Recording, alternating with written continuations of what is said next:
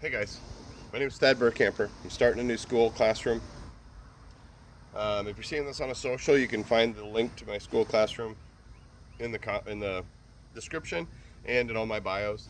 And I thought I would try to break down here what that classroom is going to look like, because it kind of covers a broad spectrum of things, and they're all I think useful and I think good, and they can impact your future if you were to implement some of the things we're going to talk about. But it is a broad spectrum. So I would like to just break down some of the kind of in classroom subheadings that our conversations could dig into. And if any of that's interesting to you, like, share, subscribe, do all that stuff. But we're going to be talking about positive psychology and neuroscience, the act of actually rewiring the physical meat in your brain or in your skull to see the positive more readily, to be able to have a more finely tuned radar for the positive that is around you. And in doing that, because your brain is basically a feedback loop, your subconscious mind is a feedback loop, the more that you see positive, the more that you see positive. The more that you start the action of trying to dig in and find the little positive nuggets, the more positive nuggets will be available for you to see. And days get better, weeks get better, months get better, life gets better when we start to do those actions, those intentional and purposeful changes to very small portions of your day to start to strengthen that radar, to start to strengthen that incoming, the input that you're allowing into your mind. And it gets to the point where any input coming in has to go through a filter of positivity before it gets consciously dealt with, and it's kind of amazing. The other part of one of the other parts of Skool is going to deal with. I've got a 3-book series that is in the works right now. Focus is almost done. Focus deals with the 5 most common fears that we deal with when going after a goal or setting a new finish line for ourselves. So focus is an acronym for the fear of failure, obstacles, criticism, the unknown, and success.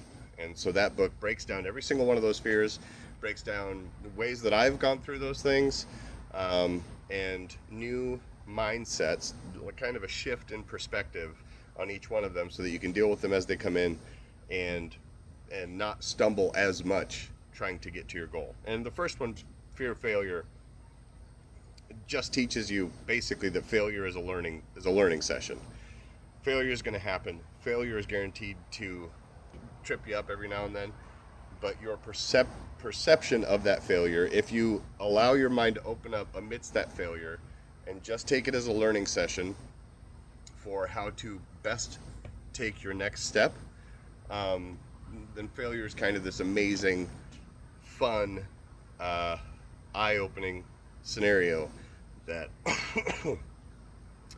that can push you through to be more capable along the route from there on. So failure is cool. But anyway, the book Focus goes through those 5 fears. Another book that goes with it is Align, and that has to do with figuring out who you are, what your calling is.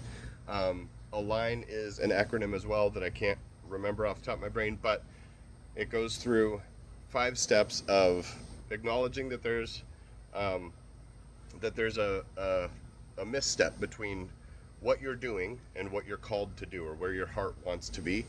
And then it just goes through the steps of getting you to answer that call and getting you to start taking steps towards that ultimate you that you know is lying in there somewhere, but maybe you made choices because family showed up, like your family, wife, kids, spouse, and kids, or whatever. You had responsibilities that needed taken care of, and so you started to have to take the very responsible route. And there are ways to take the very responsible route while also feeding what I'm going to just call your soul. So there's a 3-book series: Align, Focus, and Begin, which is once you've realized what it is to understand all of the fears that could come your way when you're setting a new goal, and you've really centered yourself in who you are and what you're meant to be doing and how you're meant to move forward. Begin is the process of actually taking that step, moving yourself into alignment with the ultimate you that exists inside you. And I know as I say that, and as you listen to this, there are parts of you that are speaking up. That are like, that you quilting, or whatever. It doesn't matter. Maybe it's a profession, maybe it's a hobby, maybe it's a side hustle, whatever it is. Begin is the book that will teach you how to take the steps and how to get your momentum in the right you that it is. It's freaking hot out, so I'm sweating, but I was thinking about this inside and I wanted to lay this all out. And then there's a third part of it that is whether everything in the universe is meaningless or whether your existence is infinitely important. We should be going after the things that we want to do. And that is to say, if your existence mathematically across the universe is insignificant, and if we really think about it, individually, what one person can do, even if they change a country or even if they change the world a degree, universally, if we zoom all the way out, universally, we're not necessarily making any waves. So if that's your process of thought, and I'm not saying it should be, but if that is your process of thought, then why aren't you doing exactly what you want to do? If it doesn't matter, if it makes no difference, then why aren't you doing exactly what you want to do? And then the flip side of that is the math that exists for you to exist. Let's go back in time on you. Sperm count, you're one of a billion possible outcomes. We move back. We just go ancestry and we multiply that. I know it's like, let's just call it clinical. I'm not trying to be gross or anything, but if we just go sperm count up your ancestry, that math is astronomical to begin with. But then the fact that whatever your belief system is, the world happened. This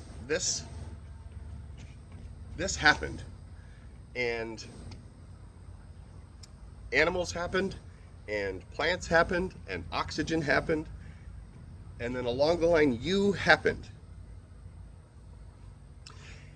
And if that doesn't say something, I don't know. But if that's your mindset, if the you happened is infinitely important to the existence of the universe, and I'm not saying it should be, but if it is, then why aren't you going after exactly what you're called to do? If you have a higher being understanding, and it took time to create you, to have the urges, and to have the calling, and to have the skill set, and the passion, and the enthusiasm, if there's a higher being that created you, and thought, I'm going to make X, you, and their brain is going to work this way, and their hands are going to be capable of this, and their mind and their heart are going to be capable of these things, and there's going to be empathy and compassion, and they're going to be able to reach out, and they're going to be able to talk to people, and they're going to be able to bring people together. If that is your mindset on how this is all working, then why aren't you doing exactly the thing that you're supposed to be doing?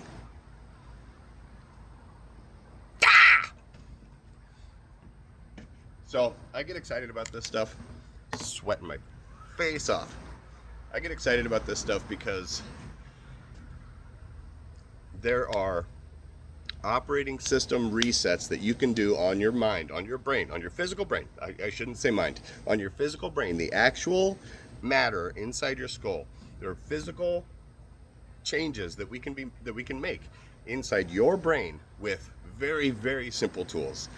Very, very doable tools, very free, very anybody can do them tools that can change your brain, your physical brain, the matter in your head, how the synapses and electricity works in there. We can change it. If you're having a hard time seeing the positive, if you're having a hard time seeing how you doing exactly what you're meant to do is important, we can change that if you care to change it. And if you care to change it, then in my Skool classroom, we will go through those processes. We will break down how you change your brain, your physical brain, to make your mind, your ethereal, what the hell is this, awareness mind, start seeing positive everywhere. When you start seeing positive everywhere, then and you start to realize that any goal worth setting is worth setting and should be set, and you realize that there's nothing between you and that goal, pardon the sweat, nothing between you and that goal that could possibly come up in your way in a way that could stumble you to the point of quitting because of focus, because of failure, obstacles, criticism, the unknown, and success. We're going to break all those down. That's all that's going to ever stop you. Those 5 things are going to be the thing one of those is going to be the thing that tries to stop you, and you're going to know how to handle it when it does. And then you're going to have aligned yourself. You're going to have found your core thing, the thing you are meant to do, and realize how to move forward with begin. You're going to know how to take those steps. And then it doesn't matter what your world experience has been. It doesn't matter if we're infinitely inconsequential or if we are astronomically important, because either way you should be doing the thing that you were called to do. Join me in Skool. I'm going to build some tiers. There's going to be a one-on-one thing. There's going to be a small group thing. There's going to be a lot of stuff that you can just download for free. Just little reminders and little ways of thinking that are going to make your days better. Join me in Skool. It's worth it. We can make a big change, and we can just make it all better than it is right now. The goal in this neuroplasticity thing is not to eliminate your lows. Lows are going to happen.